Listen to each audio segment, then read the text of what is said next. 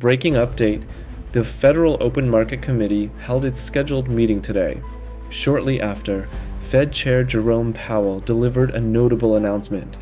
The Federal Reserve will keep interest rates unchanged. Despite elevated uncertainty, the economy is in a solid position. The unemployment rate remains low, and the labor market is at or near maximum employment. Inflation has come down a great deal, but has been running somewhat above our 2% longer-run objective. In support of our goals, today the Federal Open Market Committee decided to leave our policy interest rate unchanged. We believe that the current stance of monetary policy leaves us well-positioned to respond in a timely way to potential economic developments. Looking ahead, the next possible windows for rate adjustments, potentially cuts, are during upcoming FOMC meetings on July 29th to 30th, September 16th to 17th, October 28th to 29th, and December 9th to 10th. Rate cuts would likely usher in a risk-on market environment, historically leading to sharp increases in cryptocurrency prices. On the political front, former President Donald Trump, a strong supporter of crypto, expressed his frustration at the Fed's decision. Too late. I call him Too Late Powell because he's always too late.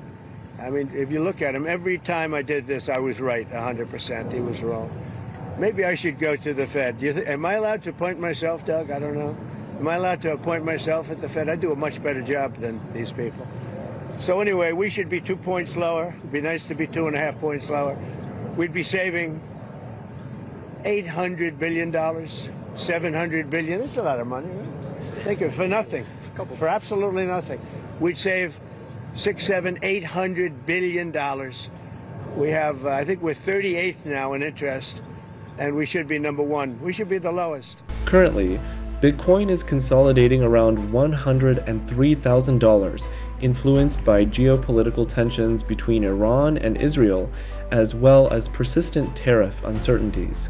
I share the view of Mel Madison, a seasoned investor, author, and fintech veteran with over 2 decades of experience, that this price level will one day be seen as a bargain, much like the $50,000 or $30,000 ranges were in the past. On the policy front, Treasury Secretary Scott Bessent remains bullish on crypto, as does former President Trump and much of the American public. In a recent interview, Bessent pushed back against the idea that digital assets threaten the US dollar. Crypto, that seems to be a threat to the dollar, doesn't it? I think it's the opposite. Oh, really? I think stablecoins could reinforce dollar supremacy, because with stablecoins could end up being one of the largest buyers of U.S. treasuries or T-bills. Mm-hmm. So all of a sudden, if you are using a stablecoin in Nigeria that's backed by the U.S. dollar, you don't actually have to have dollars. It's on your phone. You can transact.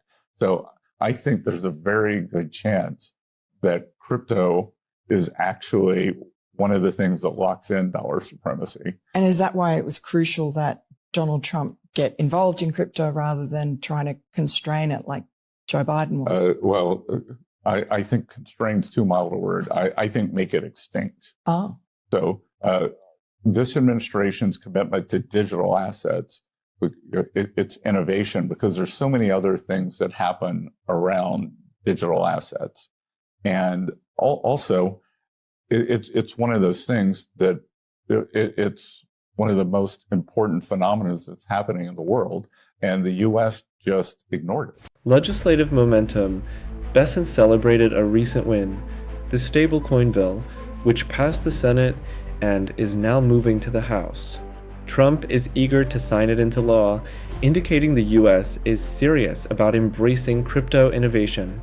Coinbase chief policy officer echoed the sentiment, noting that pro-stablecoin legislation would represent a massive leap forward for American financial technology.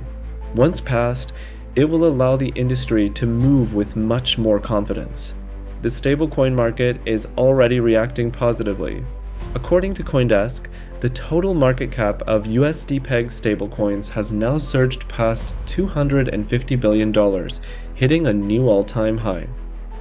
This goes beyond a mere rebound from the post. 2022 lull. It's clear evidence that stablecoin adoption is accelerating. Growth has been steady since early 2024, but 2025 has shown explosive momentum. This legislation is also bullish for the broader crypto market because it paves the way for the much-anticipated Market Structure Clarity Bill, a critical piece for creating a comprehensive regulatory framework. The industry is now hopeful that Congress will soon turn its focus to that legislation. There's a critical second piece to what crypto innovation needs, which is market structure legislation. So our hope is now that the Senate has moved on stablecoins, we'll get similar action on market structure, and we'll be able to get a comprehensive regulatory framework in place, which I think would be great for consumers and innovators at the same time. Wars are costly, and this is yet another reason why many believe the Federal Reserve will have to restart the money printer, as we've seen many countries do in the past. As Michael Saylor puts it, the first country to print money and use it to buy Bitcoin will win. And the first nation to print money, the first nation to print their own currency to buy Bitcoin wins, right? Like, look what MicroStrategy did. We basically issue our own currency, our stock, and we buy Bitcoin. What happened? We went from $1 billion to $100 billion market cap is what happened. Is it inflation? It's only inflation if you print the currency to invest, to make a bad investment, right? If you print the currency to buy something that's appreciating faster than your inflation rate, it's actually accretion. He adds a message for global leaders. There's only room for one nation state to buy up 20% of the network. And obviously, I think it should be the United States. I think it will be the United States. It's a way for us to enrich ourselves and emerge as a creditor nation in a matter of a decade. It's also a way for us to ensure that we're the economic leaders in cyberspace and the digital economy for the next 100 years. And if we do that, every one of our allies will follow us, and then all of our enemies will end up having to buy into the network once it passes 10 or 20 million a coin, and they will enrich us. Thanks for watching, and see you soon. I'm Kalen. Bye.